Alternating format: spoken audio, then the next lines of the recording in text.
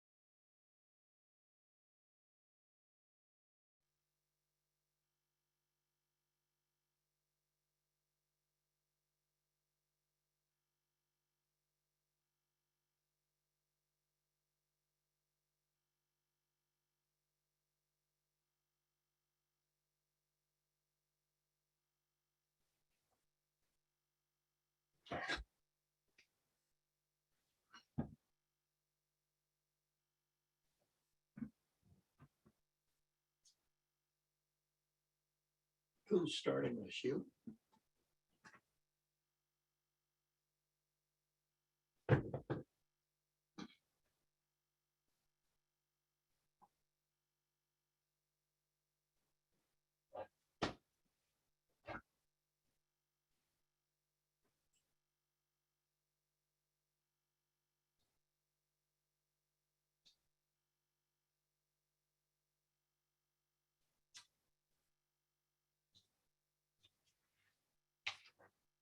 Do you have to unmute?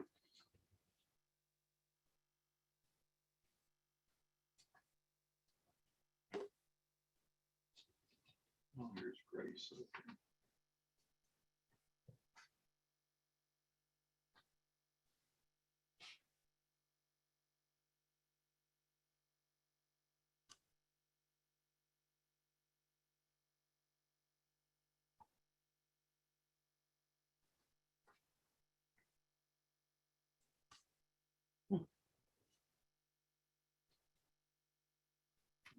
Welcome to the Committee on Teaching about the United Nations, CTAUN's webinar, Climate Change and Global Heating. And today is Earth Day, the day set aside back in 1970, over 50 years ago, stressing the importance of protecting our planet. Sure, some progress has occurred, but so much more needs to be done. With the many warning signals occurring and the numerous issues we're now facing, we feel that global warming, global heating, Whatever title you prefer is extremely important with the effects it has on us all. Think about the related issues of poverty, lack of food, and clean water affecting so many, and inadequate educational opportunities for our youth, and how we're all affected by global warming. Today, we'll be looking at current climate challenges, initiatives being provided by the UN and others, along with attempts for greater understanding in our schools. Of course, we're holding this webinar in the midst of the terrible tragedies being thrust upon the many brave people of Ukraine. But we do so in the hope that such efforts as ours will benefit all those striving for peace on this planet that we share. Today, you'll be meeting a few of the many CTAUN members who have been developing this webinar. I'm very proud of this great group. But two need to be recognized right up front. They are Ramu Damodaran, webinar moderator, and Eileen Venecia, webinar chair. We were so honored when Ramu announced when he was retiring from his position at the UN as the leader of the UN's Academic Impact Initiative with its focus on colleges and universities worldwide, that he wanted to be part of CTAUN. So we're thrilled with all his experiences and wit to have him as our moderator.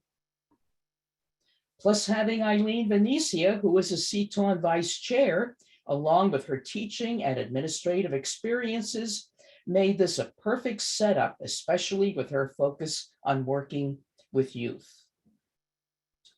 We do have about 275 registrants for today's webinar, with most coming from the US, but we do have 22 countries represented, quite an international group. So, for our opening video taking place at the United Nations in the General Assembly Hall, please pretend that you're there with us as this very special guest appears.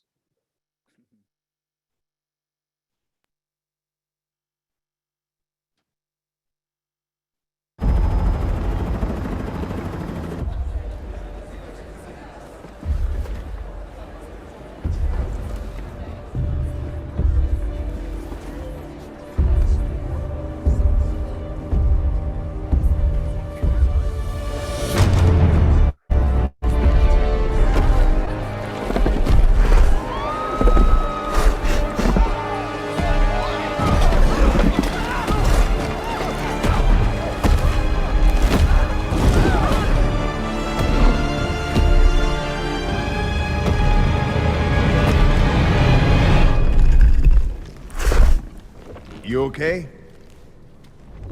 You need a minute? Cool. Okay.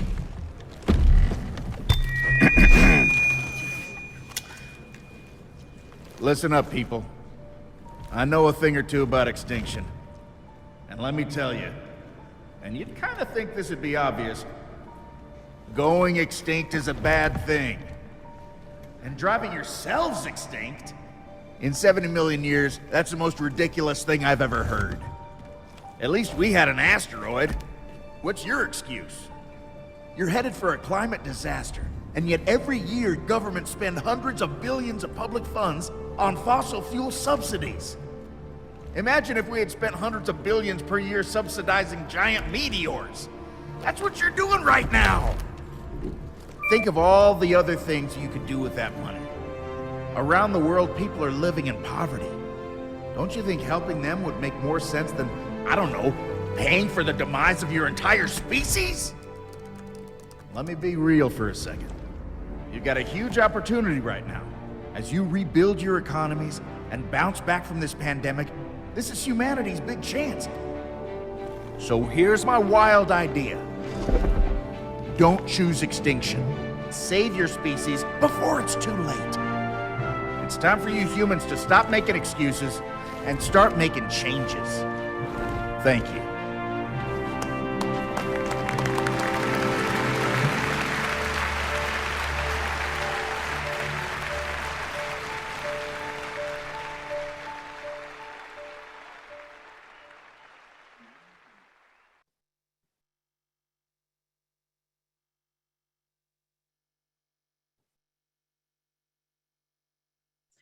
And that's our opening message to you.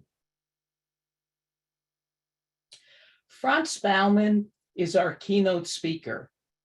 As an author and visiting research professor at NYU, focusing on international governance of climate change, along with being former UN Assistant Secretary General and Special Advisor on Environment and Peace Operations, he brings all that expertise and, I feel, brilliance to our webinar.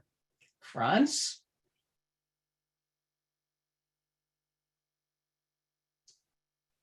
You need to be unmuted.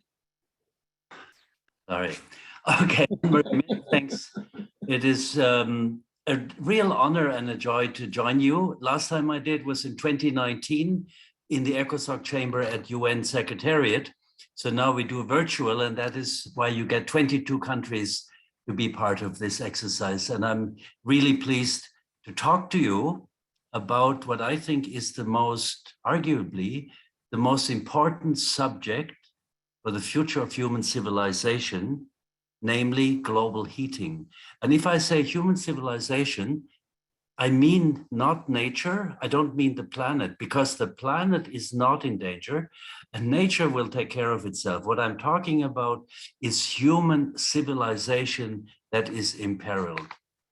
And as you mentioned, Anne-Marie, with Russia's horrific war against Ukraine raging, this might not sound plausible that global heating is an even bigger threat, but it is simply because global heating can only be addressed and solved through cooperation of all countries around the world, especially the big ones. And Russia is a very big one.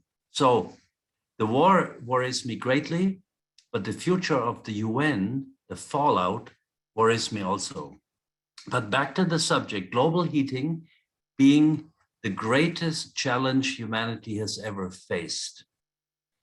If you want to have it more technically, I think one could say that addressing global heating is an unprecedented global public policy responsibility, with emphasis firstly on unprecedented, secondly on global, thirdly on policy, and fourthly on responsibility.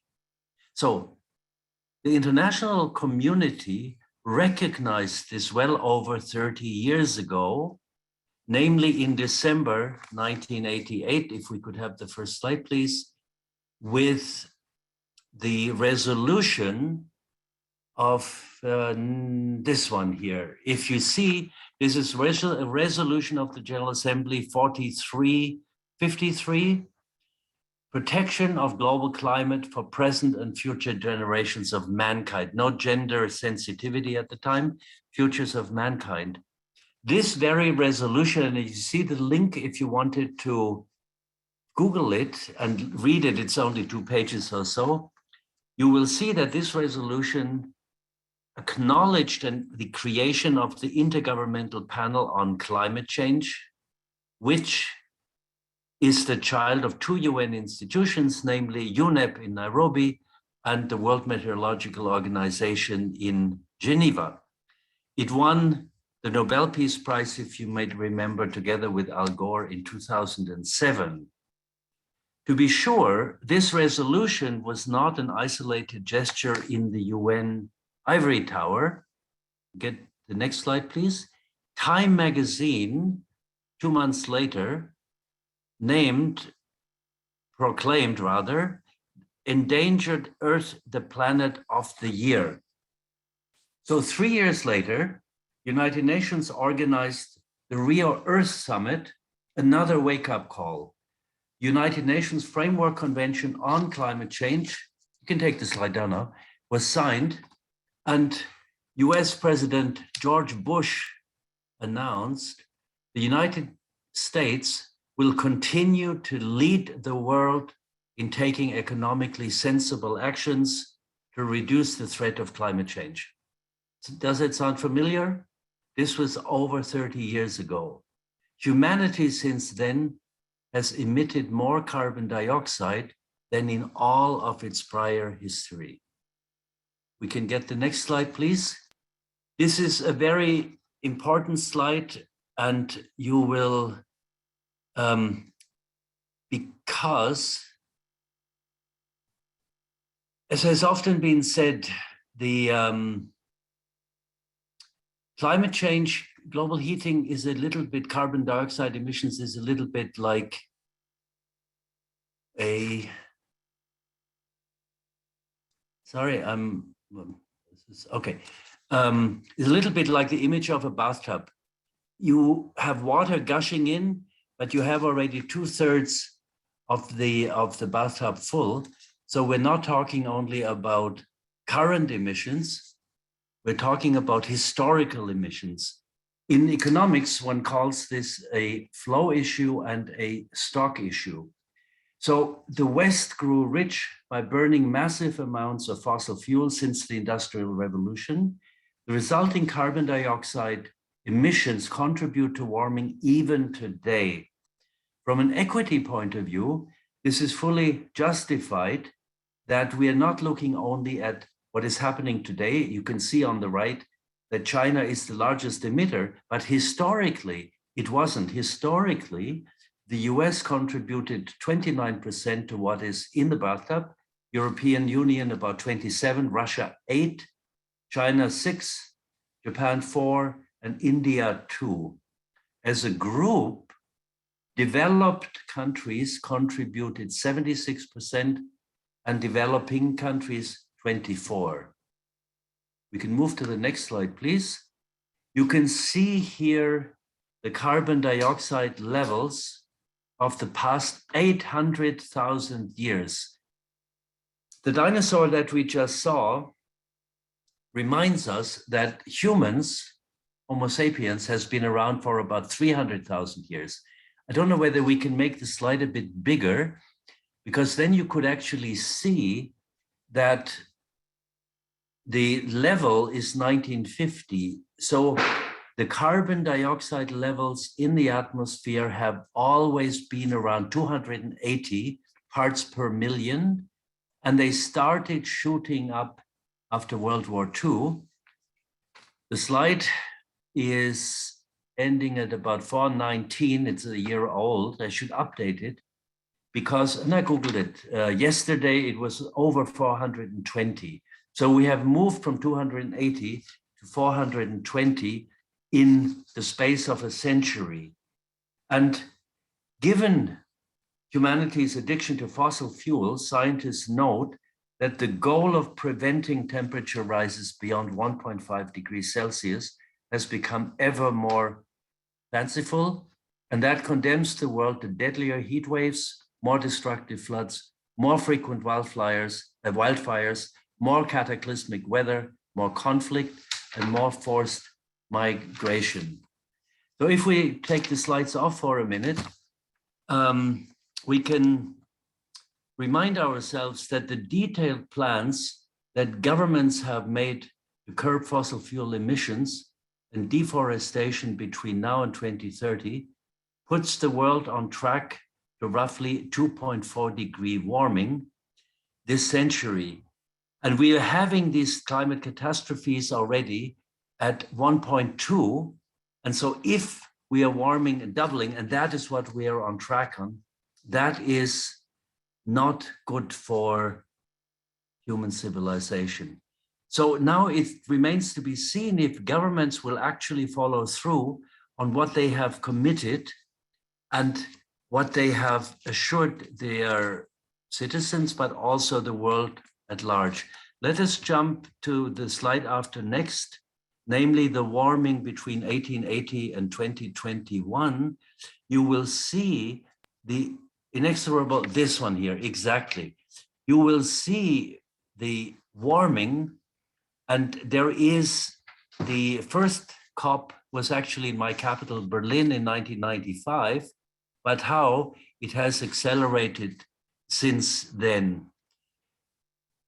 The UN and the world scientists have actually achieved tremendously, and the next slide just shows us a little bit the Paris Agreement that was concluded in December 2015 that agreed to halt the warming at 1.5 degrees centigrade.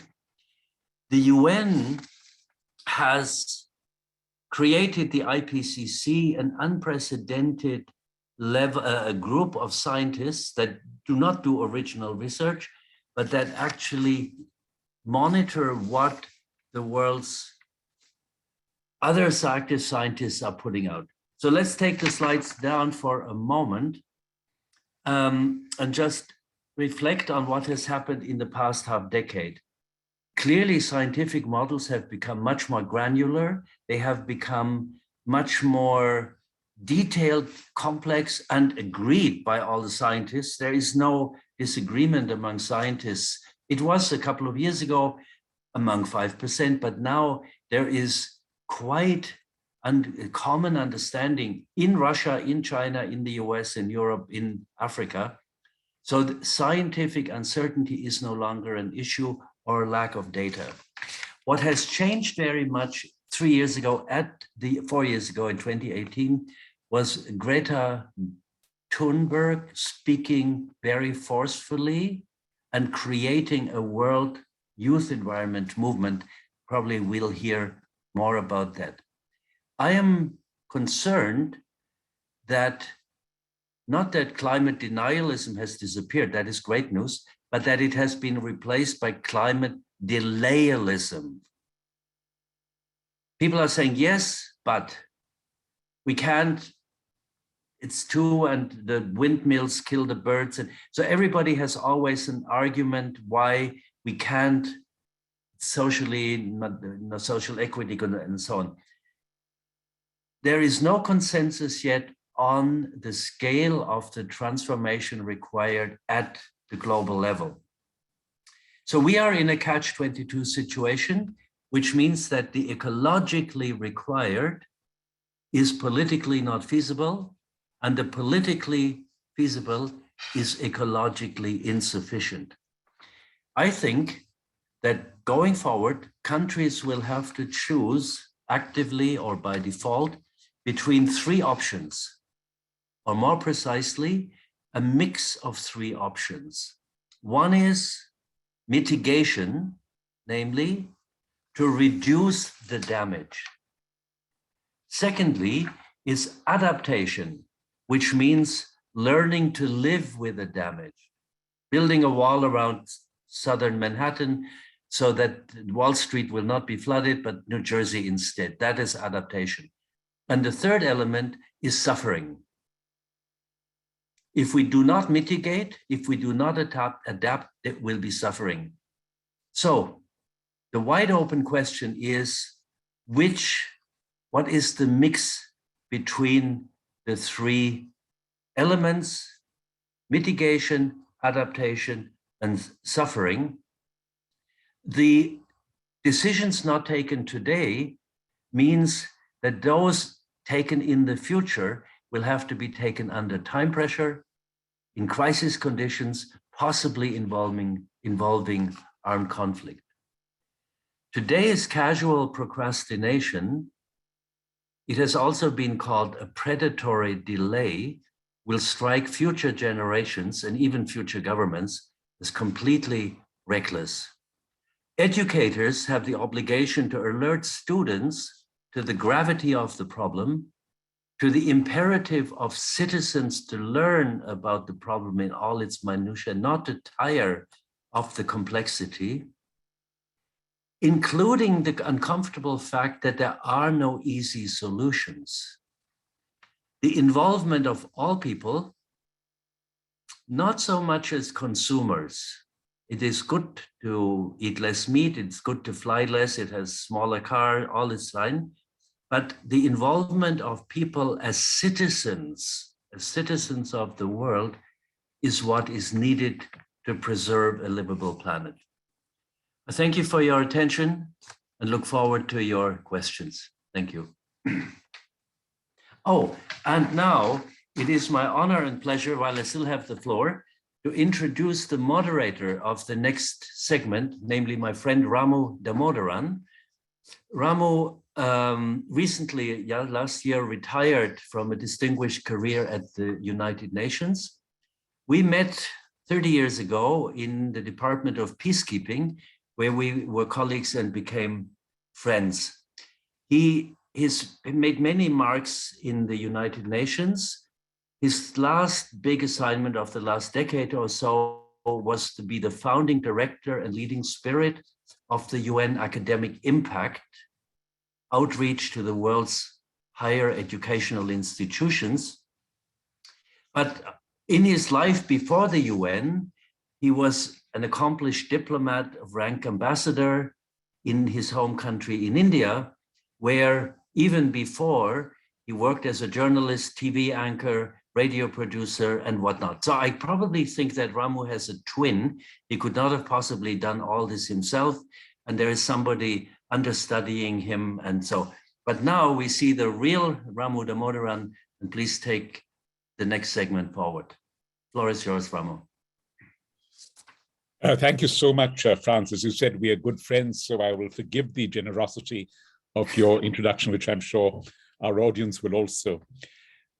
It's my privilege to lead on to the next segment, where I'm going to really follow up on the many points you've made, Franz, in a conversation with one of the most remarkable authors on the question of climate change, Katie Worth, whose book, Miseducation: How Climate Change is Taught in America, has implications, I would say, not just for this country where we are, but for the world at large. Because we talk so much about misinformation, but I think we are sometimes hesitant to talk about miseducation. And that brings in the point that you just made, Franz, about world citizens and how education is really global. It can also be national, it can also be local, but ultimately it has a purpose. And sometimes that purpose is not benign, it can be sinister. So let me ask Katie if you would join us to begin with. Your findings show that 1/3 of the people in the United States do not believe that climate change is man-made. How does that contribute, if you will, to your idea of the perils of miseducation?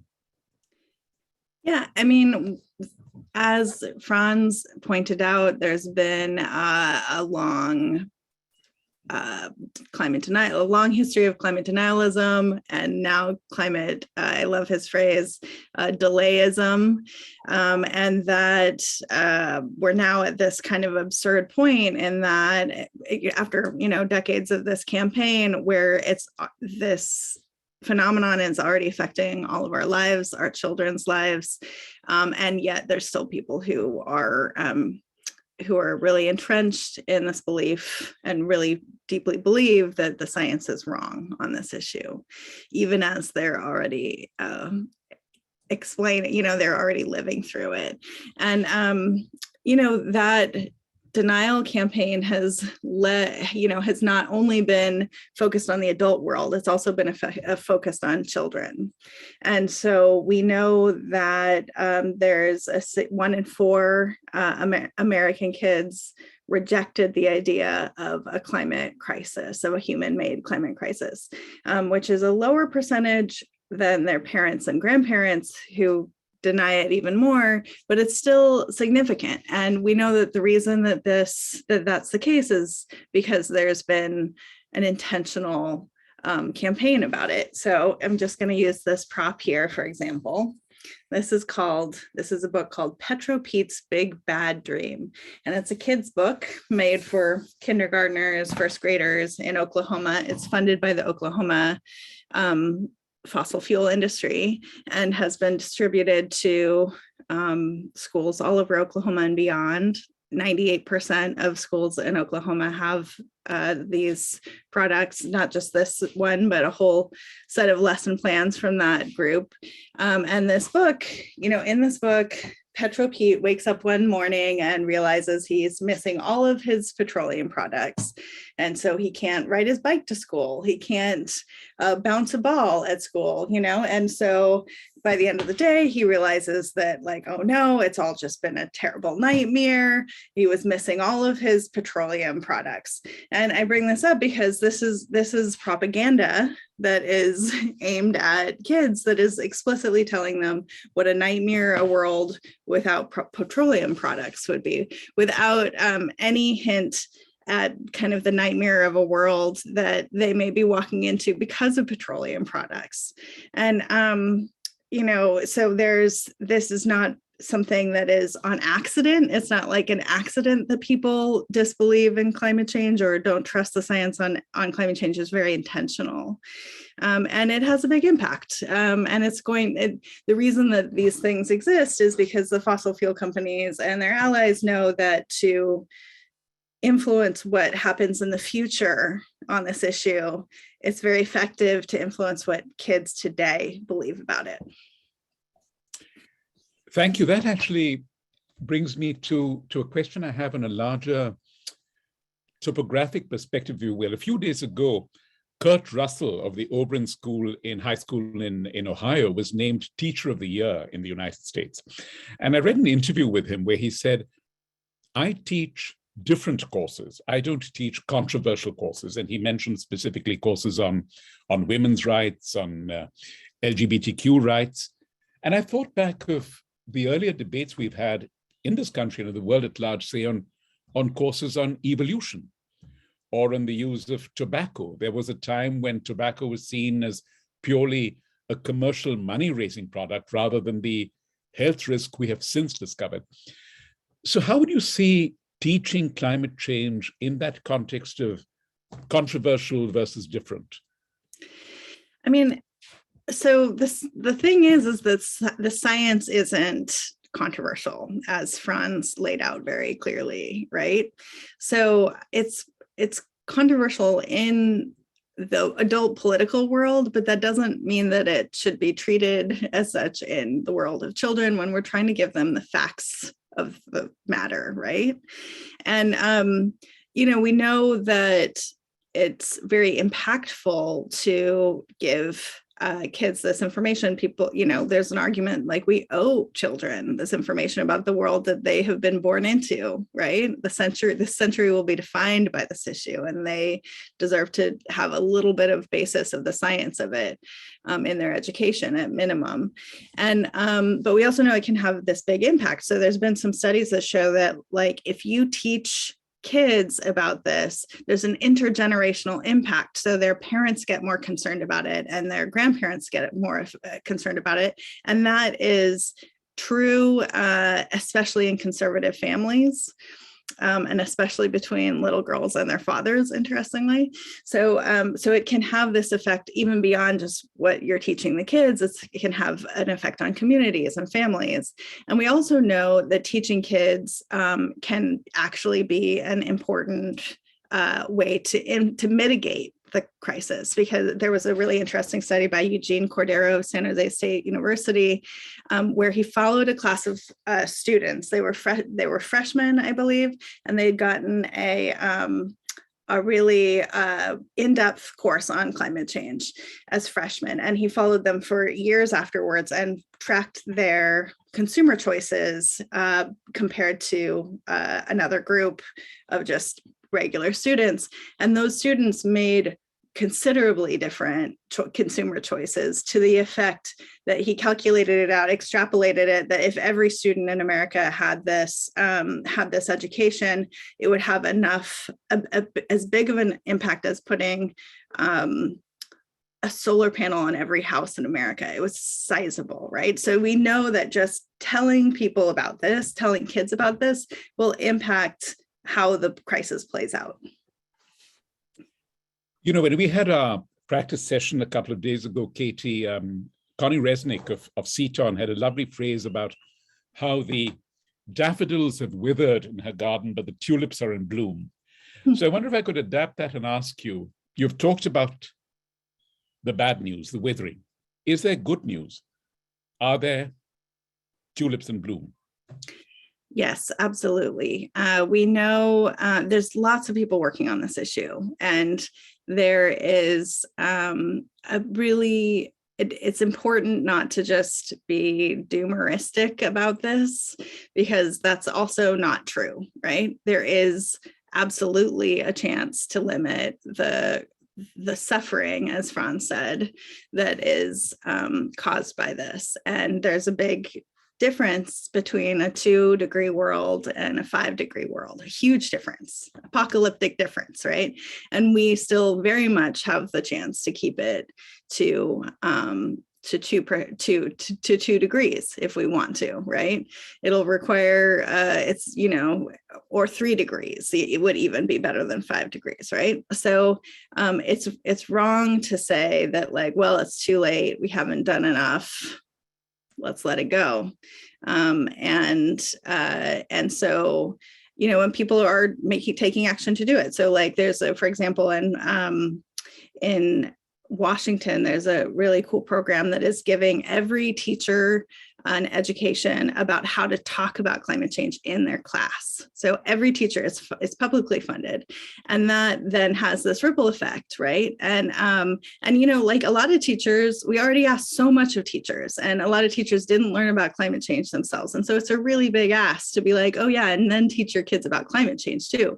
But they need resources. It's not that they're disinterested in it, they need resources. And there are efforts to give, California's doing it, Washington State is doing it, and they're scaling it up. I'd like for a moment, if I may, Katie, to return to your earlier career, your beginnings of your career, if you will, in one of the loveliest parts of the world.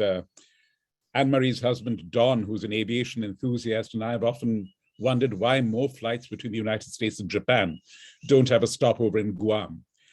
And I was reading an article in the Pacific Daily News, where you began your career in Guam earlier this week, which talked about a lovely phrase, rain bonds. The fact that you have weather-related events, which are not elevated to climate change, but which impact your life every morning when you get out for work or leisure, whatever. And that led me to think we may have a divide in the world between individuals and populations who live in areas where the weather and climate makes them vulnerable, and those who are blessed by not having such catastrophic events, or really postponing it to a future tense, as the dinosaur video showed so vividly. Do you feel that we have that danger of international fragmentation on this issue? Oh, absolutely. I mean, I think it's like human nature, unfortunately, to not take action when something is invisible to you, when a problem is not maybe it's not even invisible to you, but it's not pressing right this moment. There's so many other problems that are very pressing right this moment. So even though we are a species that has foresight, we don't necessarily always act on it.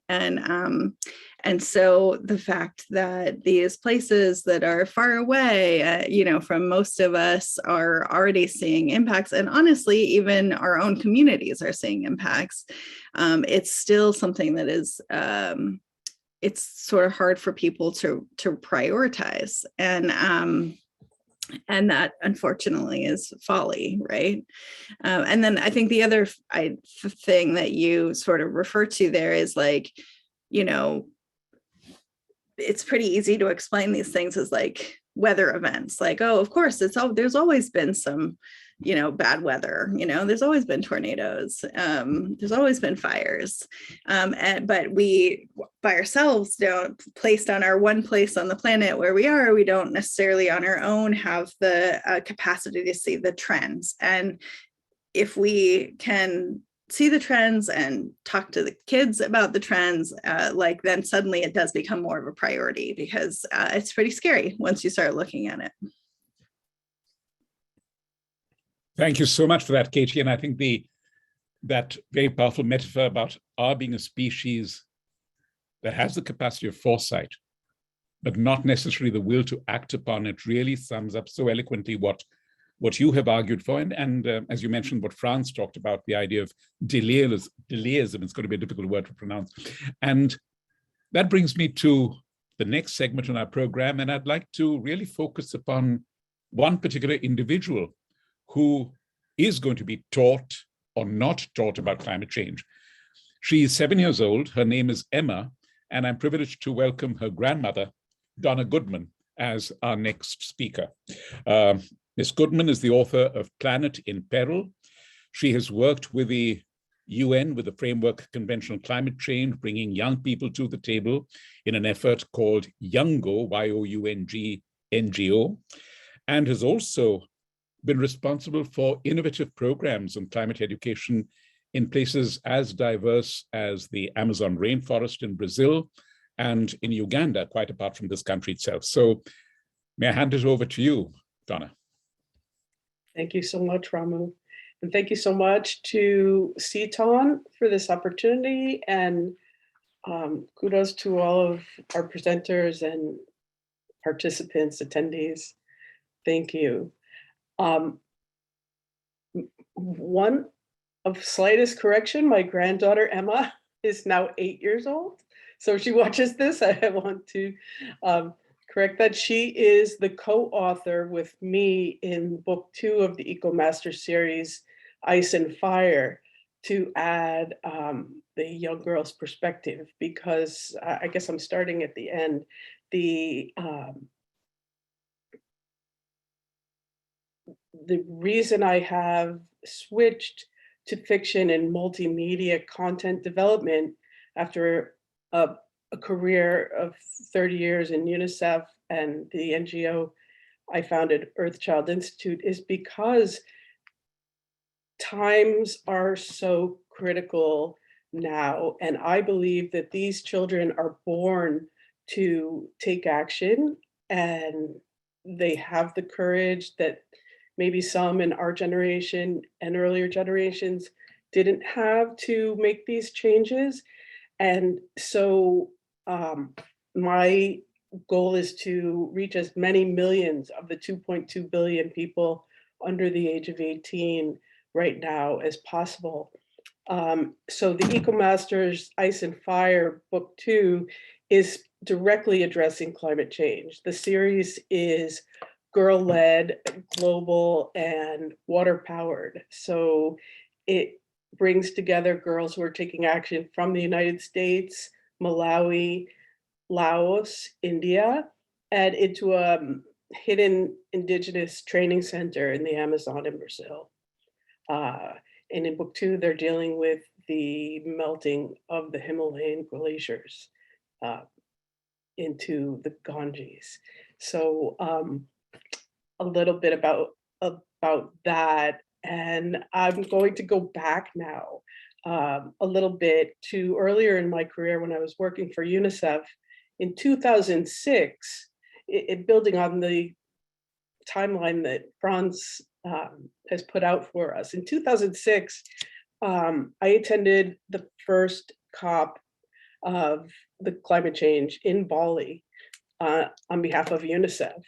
And at that time, and heard Al Gore speak just before the Nobel Peace Prize, but at that time, there was no constituency in the Framework Convention on Climate Change for children or young people. There was no platform for children or young people to speak. And we were able to initiate that action through UNICEF and NGO, Earthchild Institute, and colleagues at the UNFCCC, and several countries came together, and the world ratified the Children and Youth Constituency, which now has equal weight to businesses and research institutions and so forth.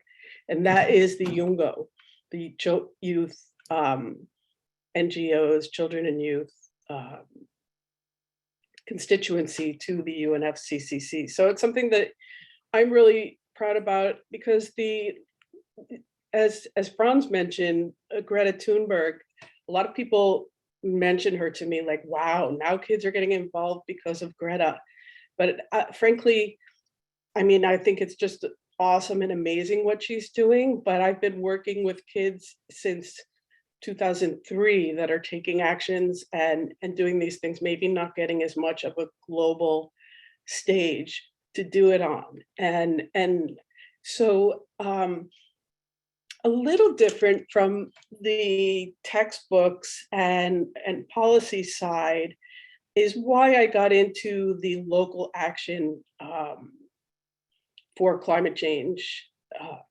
Mostly because most of my work has been in the developing world. I've worked in more than 60 countries with children and young people. But the whole idea of adaptation and empowerment for global action in education started in northern Kenya in a place called West Pokot, and this school that I visited, which had like everything wonderful for the environment. They had a vegetable garden, they had flowers that they sold at the market, they had one tree per child that each child was taken care of. And then after visiting all of these wonderful things that they were doing, was a very, economically disadvantaged school. They didn't have textbooks, but they had what they called talking walls. So on the wall, they have images and they have pointers, and they talk about, in this particular case, it was the life cycle of a plant. And what happened was they talked about photosynthesis, they talked about how the plant evolves and grows. And I asked the presenters, what does this have to do with what's going on in your garden? And nobody knew. And so then I went on a quest really to find out. I asked my kids' friends back here in Connecticut.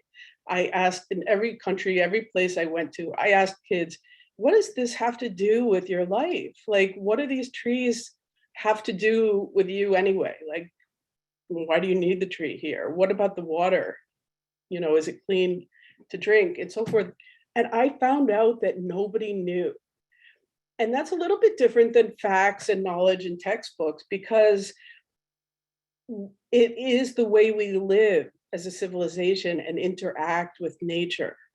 And so that's really the background of what I've done in my professional life. And we've seen so many of these kids from the 2003 World Water Forum in Mexico City, where kids came in front of ministers and they said, we're ready to work with you. Are you ready to work with us? And all the adults got up and they said, yes, we are.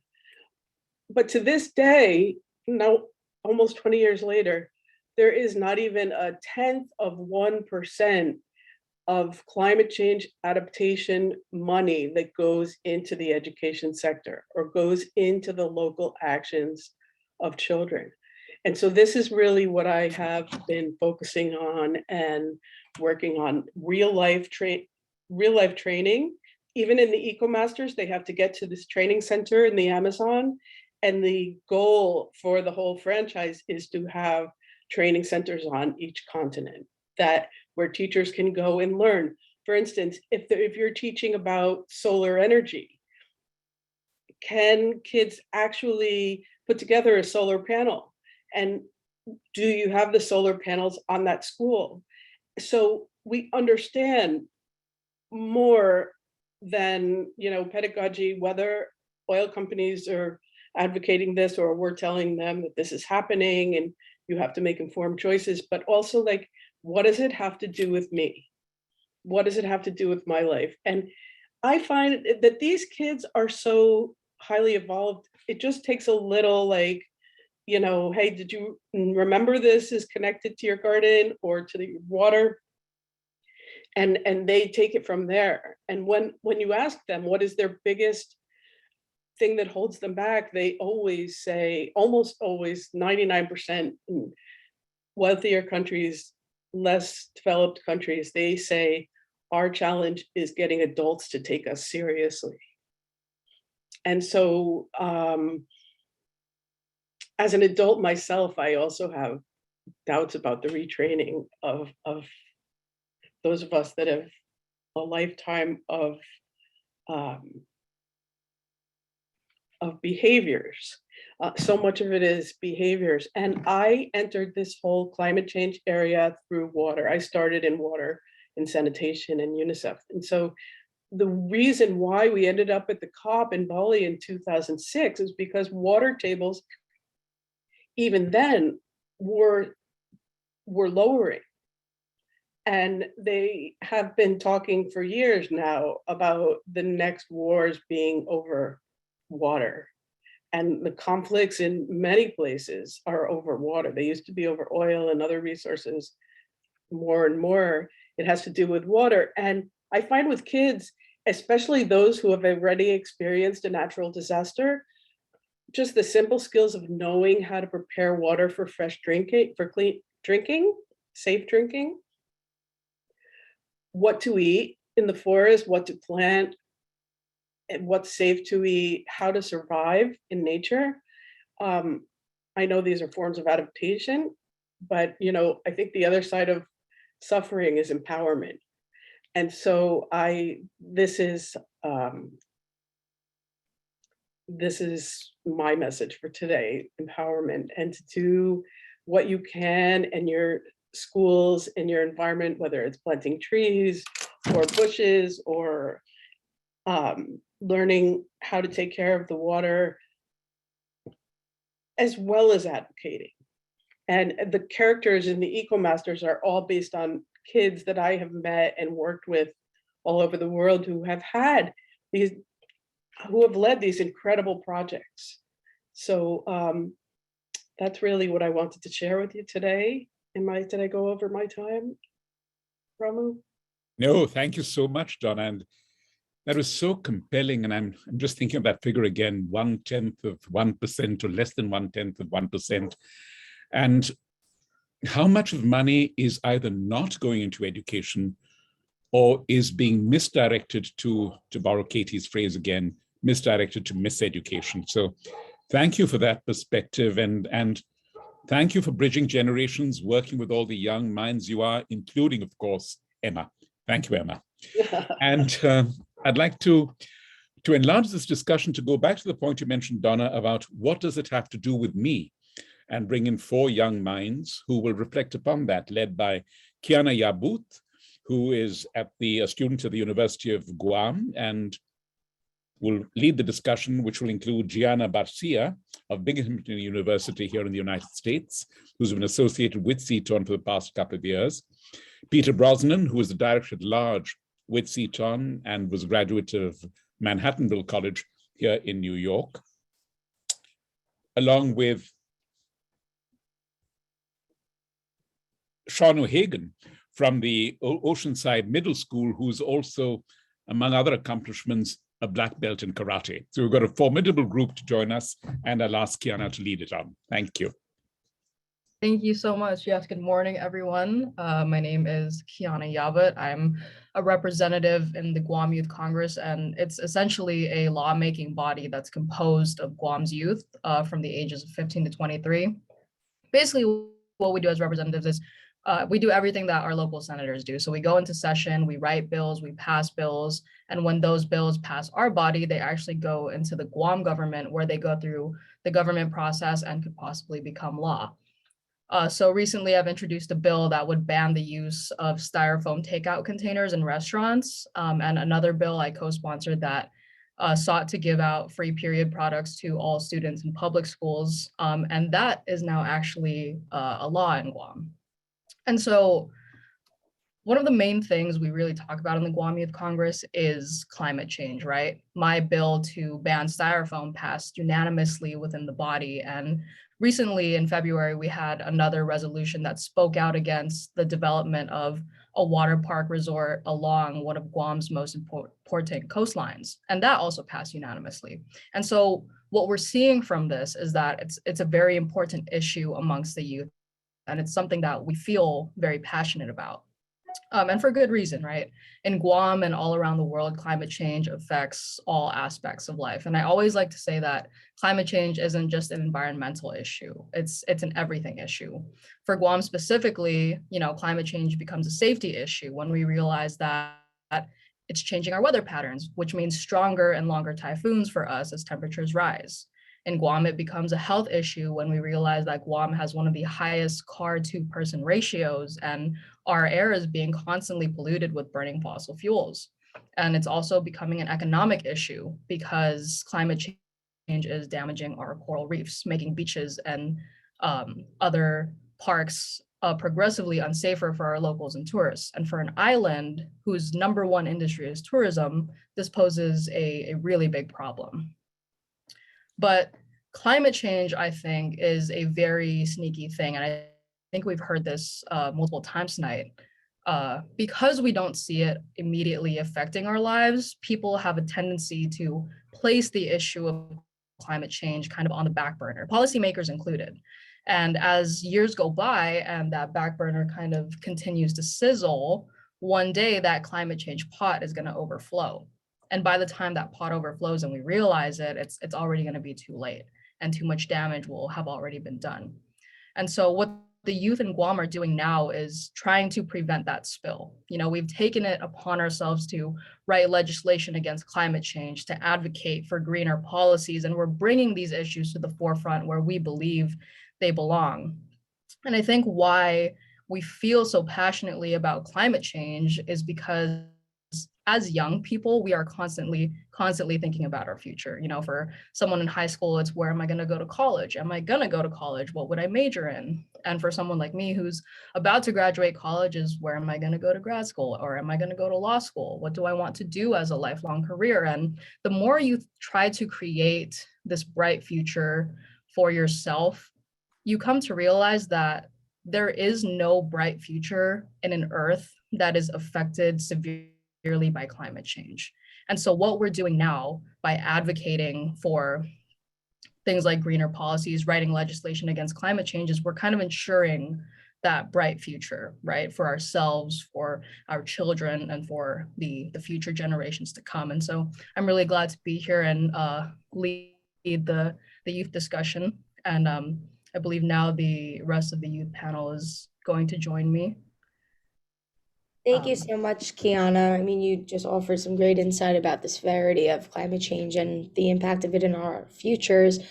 I would like to now invite Donna and Franz to engage in a brief discussion with the youth panel.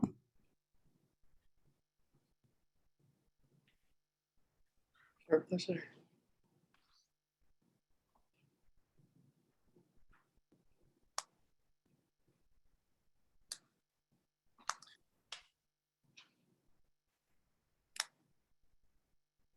So do you want me to take the lead, or are you waiting for questions, or you ask questions, or you want answers? I don't have answers. Oh, sure. I can ask you the first question, actually, Franz. So one of the questions we have is, what are some best practices for individuals to undertake to help mitigate and adapt to the adverse effects of climate change? Gianna, this very much depends where you are. If you are in Guam, or if you are in Ghana, or if you are in the Alps or in Westchester County, it is always very different. So in some places you are running out of water, the earth is parched. In other areas, the trees are dying because the roots no longer get water and there are bugs. So adaptation is very much a local thing. What I find disturbing is that those who have contributed the least to the issue of, by the way, I speak deliberately not about climate change, because educators will know this. Many people say, oh, the climate has always changed. That is true, but never so fast as in the last 50 years. And what we're talking about, to use proper language, I think, is global heating. That is the change that The Guardian, for example, has used in editorial policy. So those who have contributed the least to global heating, mainly in Africa, are suffering the most. Whereas those, or their grandparents or their parents, or us, all of us living lives with cars and airplanes and good food and strawberries in December and avocados 12 months. So we are, through our lifestyle, causing a lot of that.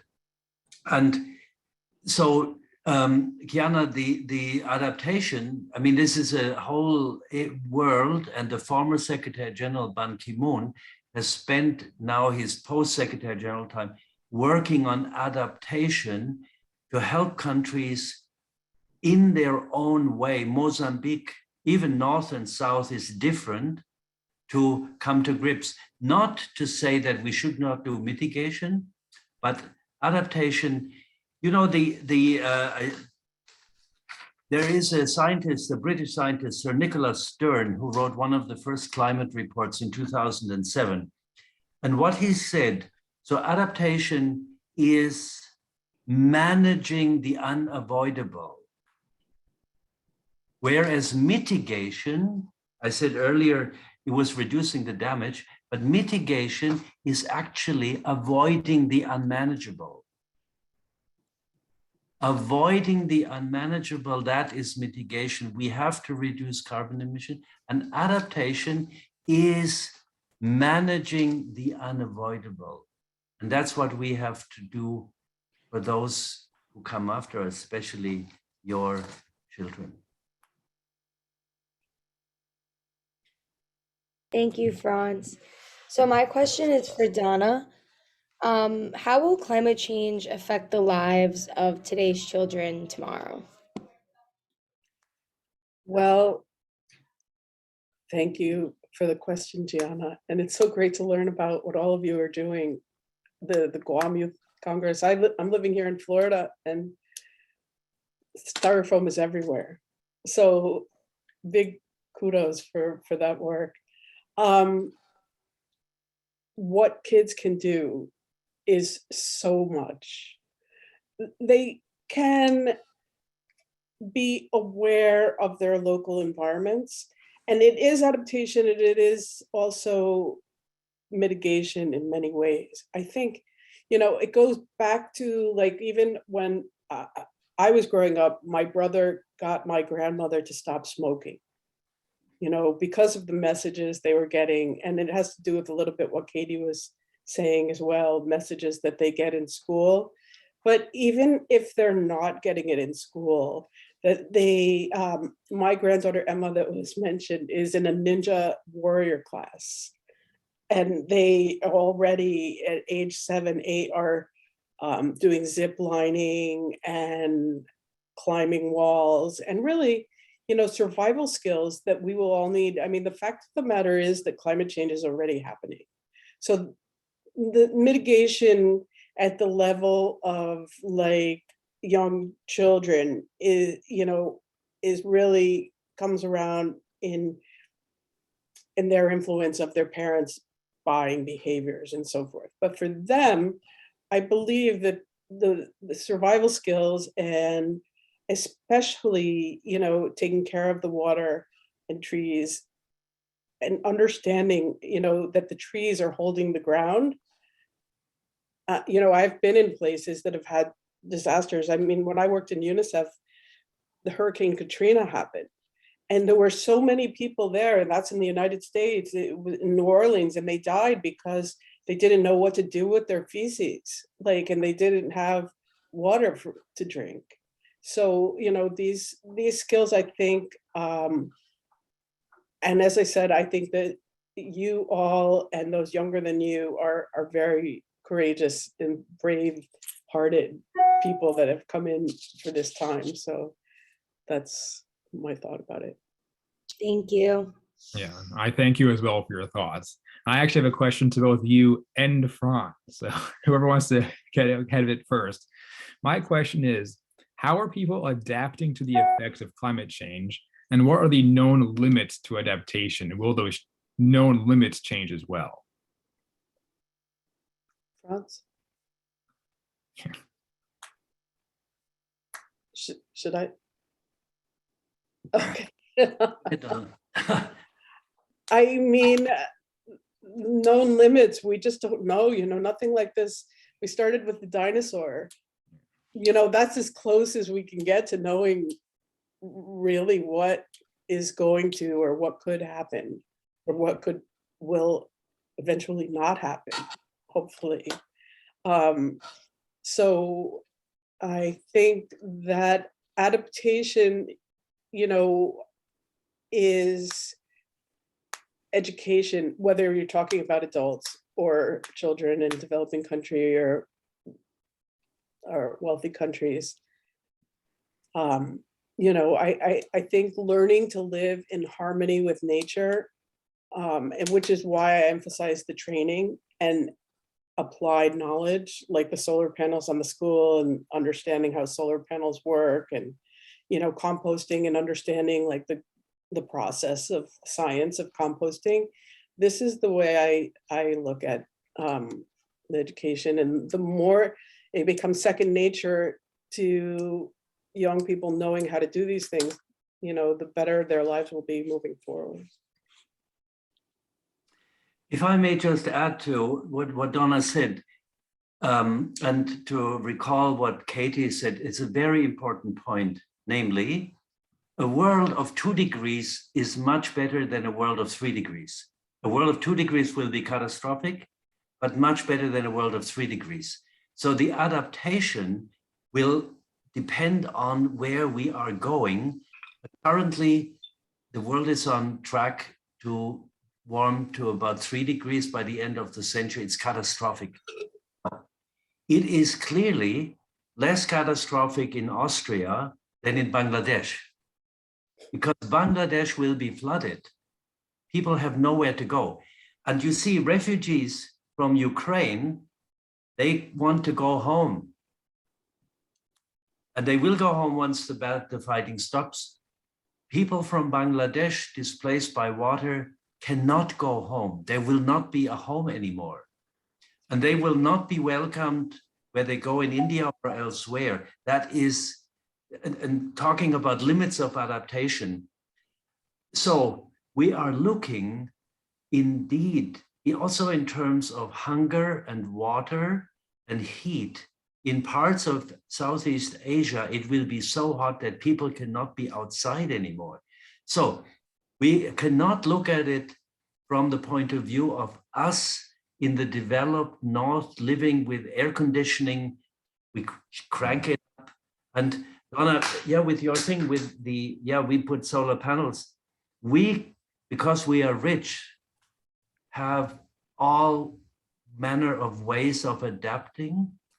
But the world in which we will live, where there are people who do not have the means, that is something we have to prevent through action, through more thinking, through more mitigation, because we are hurtling into a catastrophe. It's happening. Donna said we are in the middle of it. And so I'm often asked, what, is it not depressing? Yes, it's terribly depressing. But I think that it might be brutal, but no hope is actually better than false hope, because it means that you guys know it is serious and you'll do something about it across the board. This is the most, you know, it is like cancer. You might still feel very good, but if you don't act against it, it will only get worse. So that's why I'm so grateful for this discussion, this event. And this is, I think, with no disrespect, Donna, what Greta Thunberg has done since 2018 is moving this to the center of the world's attention. In science, this has been known for, and I mentioned it, for 30 years. But you know, if you know it in niches, it's not human knowledge. It is human knowledge when people talk at dinner table and talk to Uncle Joe, who is in denial. And then they throw the spaghetti at him. That's when we get so. Thank you. I appreciate the responses. My question is for Franz. What are the effects that climate change has on our health and well-being? Well, the first thing is, of course, COVID. Climate change and the way we are interacting with nature brings about zoonotic diseases. COVID is the latest one, SARS, Ebola. So we are encroaching on nature and animals, and they are fighting back, and we are getting the disease. So this COVID thing will be over because of vaccines, but the next one will happen in a year or two. There is absolutely no doubt. So to think that once we've gone through the COVID thing, we have dealt with pandemics, absolutely not. And so as long as we have agriculture with pigs and animals in mechanized in these big ghettos, as long as you have chicken that costs $3, you will have infection, you will have zoonotic diseases. So it is up to us, you know, if things are cheap, there is usually a price. This great American ecologist, one of the first one, who was very much behind Earth Day in 1970, said there is no free lunch. Yeah. And so if you think it is, the price will have to be paid, and it will be paid down the road. Other thing, it's the 4 laws of ecology. Everything is connected to everything else. And that, Sean, is very much also in response to your question. So you can get a temporary reprieve, but no free lunch, no getting out of it. Thank you so much.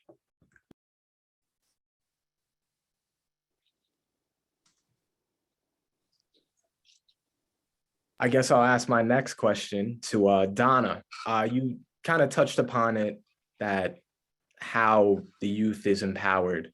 So I'm gonna change my original question up a little bit. How do we empower the adults to get involved locally or internationally? I think that's really a great question, Sean. And I completely agree with Franz in that everything is connected to everything else. And Greta has been a great speaker for the cause.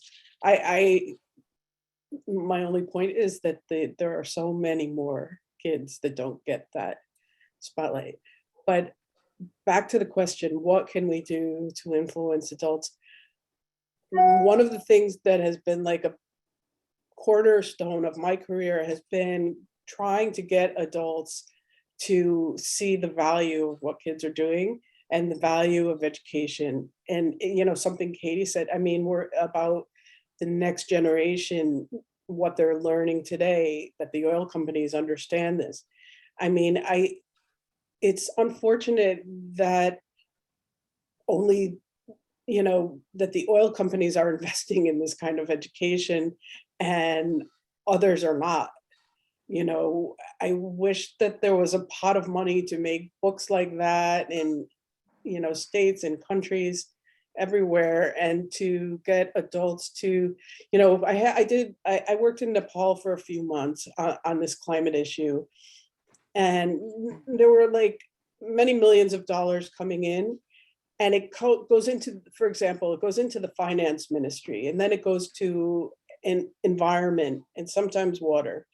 But the education ministry is never even at the table. They're never even, you know, they don't even get that that's part of what they need to do. So I think that the more that we can raise the awareness with adults that children and youth can and do make a difference, some of the case studies of what you guys are doing, what others are doing, I think, you know, that is really the way. And to hold them accountable to their promises. Like I said, in 2006, we had a room with 40 ministers stood up and said, yes, we want to work with you. But, you know, 6 years later, we wouldn't do it again because none of them had taken action. So it's very easy for adults to forget those promises, and holding their feet to the fire a little bit is important. Actually, I'll jump in on the tail end of that question, and I'll say, how do we support the people who do listen? How do we support the people who are asking the questions? As Franz mentioned, even if there's no hope, still push forward. How do we convince people to keep going? And what steps do you envision are needed for other people to help those people push forward? If I can, a great question, Peter. And that's why I'm teaching and I'm working with graduate students, and getting knowledge is power. And that's why I'm so happy to talk to people who are educators. Like CTAUN.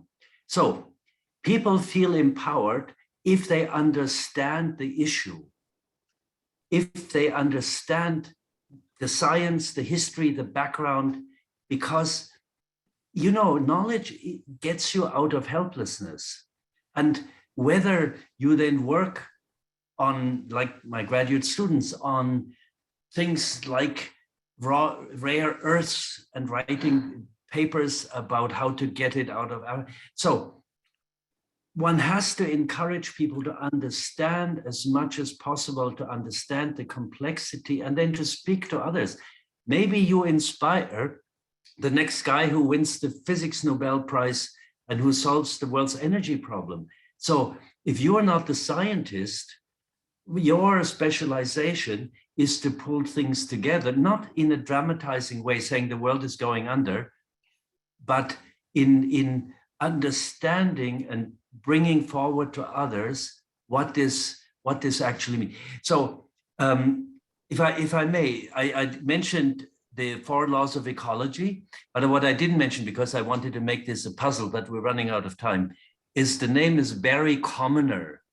Barry Commoner, who died a few years ago, he wrote this book in 1971, so that's 50 years ago, which is called The Closing Circle.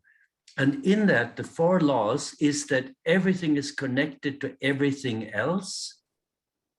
So there is no ecosphere for humans, but there is an ecosphere for all living organism, and what affects one affects all. Sean, your question about zoonotic diseases. The second one is that everything must go somewhere. There is no waste in nature, and there is no a way to which things can be put. And the third one is nature knows best, which means any major human-made change is likely to deteriorate the system, not improve it. And the fourth one is there is no such thing as a free lunch. Exploitation of nature will inevitably involve the conversion of resources from something useful to something useless. So I found myself, Peter, to your question, Barry Commoner and his thinking, liberating, empowering, and that's why I'm speaking to you. It's wonderful. I'd like to thank all of you for having sorry, I beg your pardon, Donna, please. Franz just said, in the interest of time. No, please go ahead. Second that. Yeah.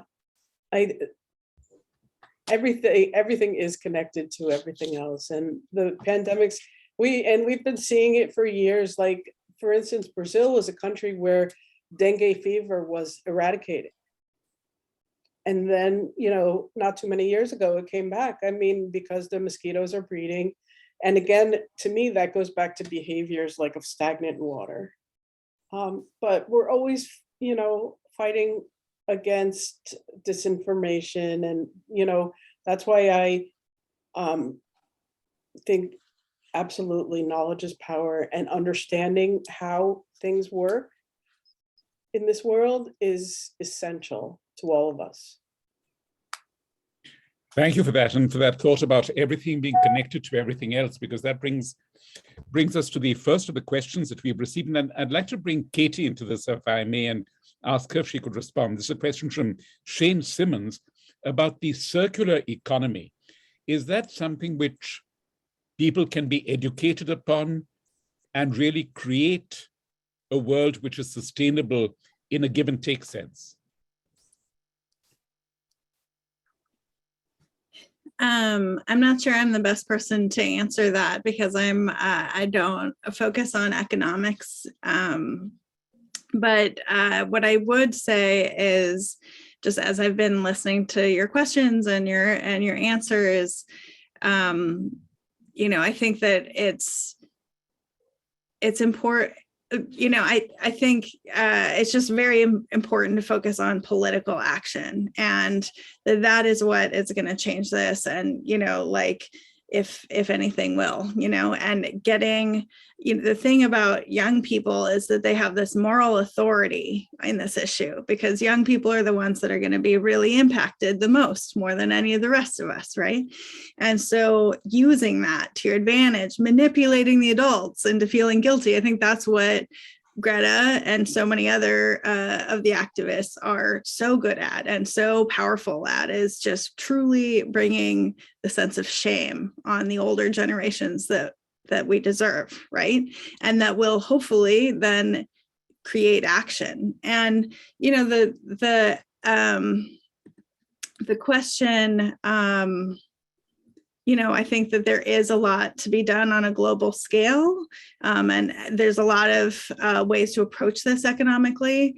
But I also think local political action is really important too. So I'm going to give you one example that I've been reporting on for a story for Scientific American this last few months. But last year, the Texas State Board of Education adopted new standards, academic standards for what's going to be taught in classes, in science classes in that state, right? And those standards are really powerful. It sounds like a little bit arcane. It is arcane. It's like educational bureaucracy, but it winds up influencing what's in textbooks, because Texas is one of the biggest textbook purchaser in America, in the nation.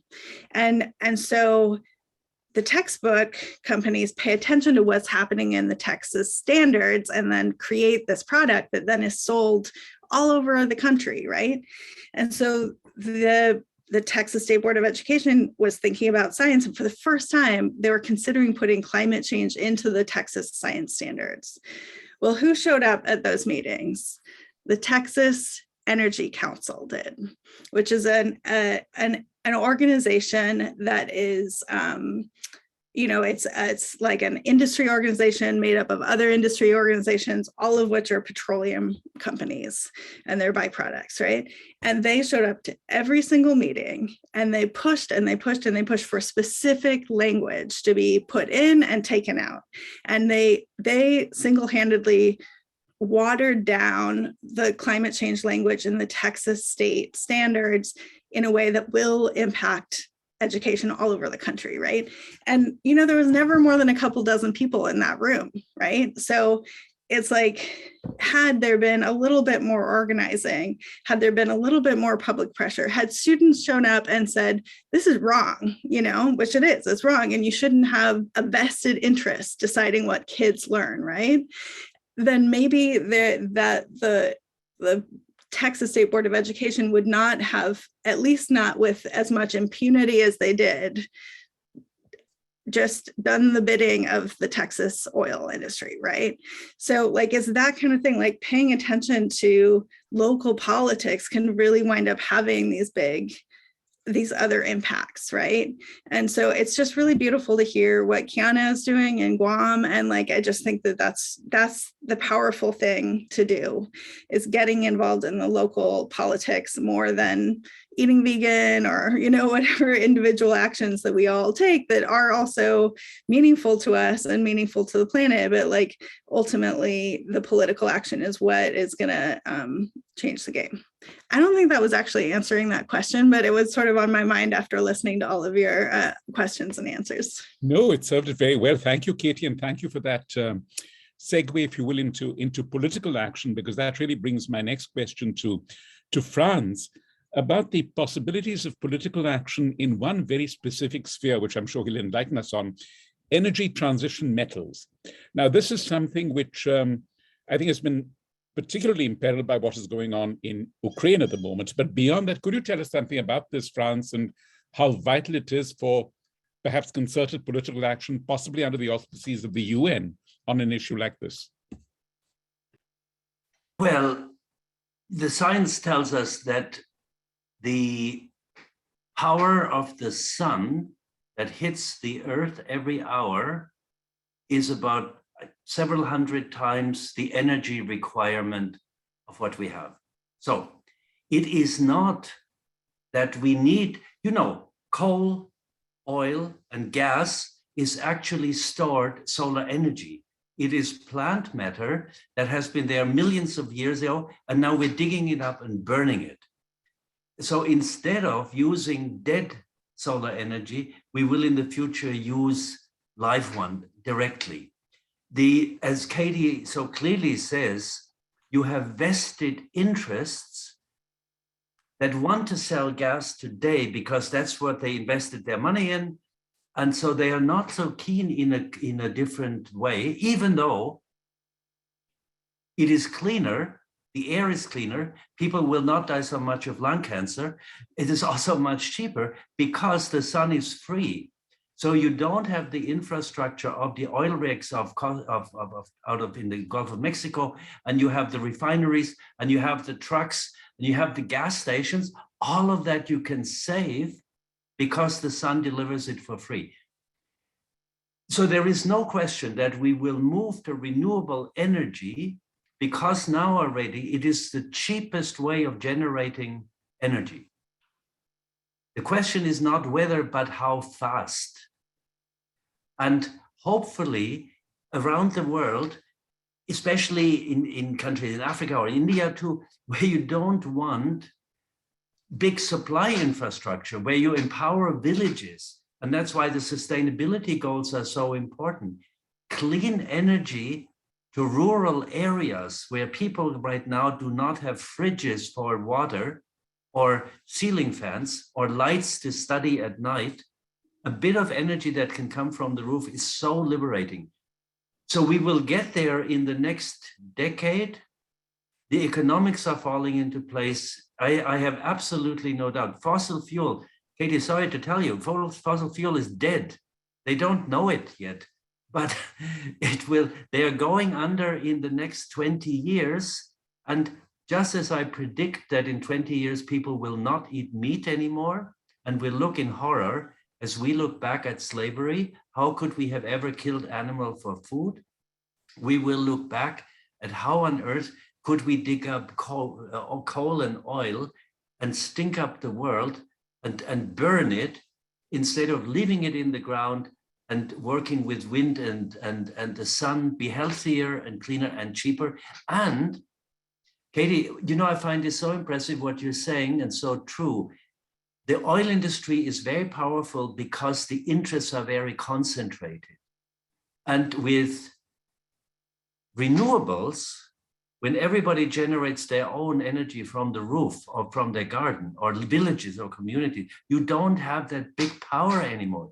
So it's actually also democratic. So that's why we are moving, Ramu. Some people will still resist it and will fight, but their fight is actually lost. And especially if there are people like you who are carrying the fight forward, it will be faster, but the battle is won already. Thank you for that upbeat note, Franz. And I really look forward to your book on climate change being titled Roses in December, but sustainable roses, not just roses which have been rehydrated. Thank you for that. And let me get to our last question to Donna. Franz, you mentioned India, and I recall we're in the 50th anniversary year of the first conference on environment, the Stockholm Conference in 1972, where the Indian Prime Minister Indira Gandhi famously said, "Poverty is the greatest polluter." And we have a question from Kevin Corley, who's asked about justice. How do we reconcile justice for the earth with justice for the poor? Donna, could I have your reflections on that? Thank you for such a profound question, Ramu. And intergenerational justice, environmental justice, these are things that are human rights. In the Convention on the Rights of Children, children have a right to healthy, safe environments.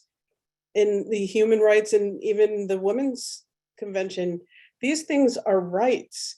So to me, the question is like, how do we get people to understand these rights? Now, for instance, the Convention on the Rights of the Child has been ratified by every country on earth except the United States and Somalia. So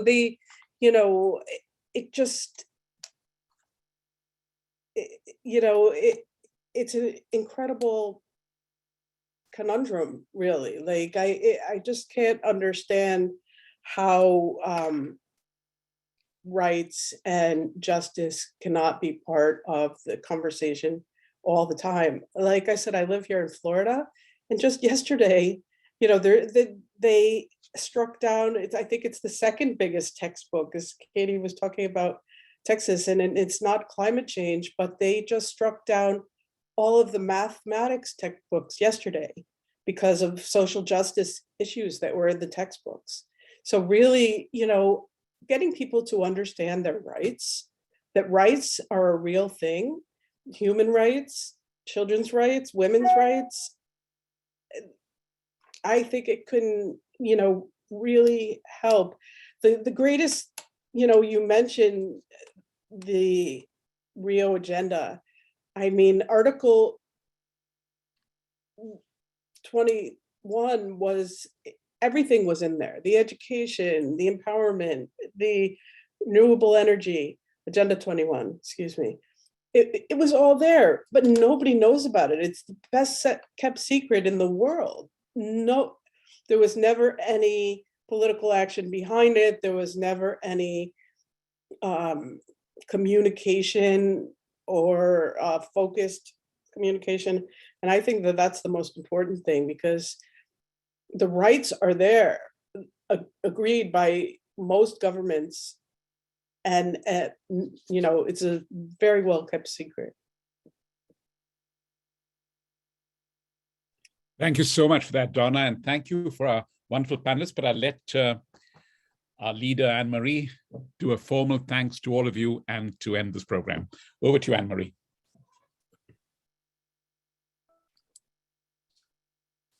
Thanks to all of our speakers today. They have been very much enlightening, and they've shared so many good suggestions that we need to follow.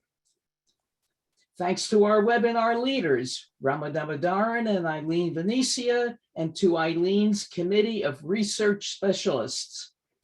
Thanks to our CTAUN technical experts, Elizabeth Schumann, Executive Director, Connie Rensink, Vice Chair, and Peter Brosnan, Director at Large. Thanks to all our participants. A recording of this webinar will be on our website, as well as links to important UN events, plus all attendees will receive a survey shortly. Check out and spend some time on the UN website, UN.org, for its extensive coverage on news, history, and its many programs, along with available tours, guides, and educational resources. And of course, stay tuned to the CTAUN website, teachun.org, for announcements of upcoming programs, awards, etc. We are in the midst of exploring future possibilities, and we're so thrilled with all of you being with us today and looking forward to having more such get-togethers. Thank you again.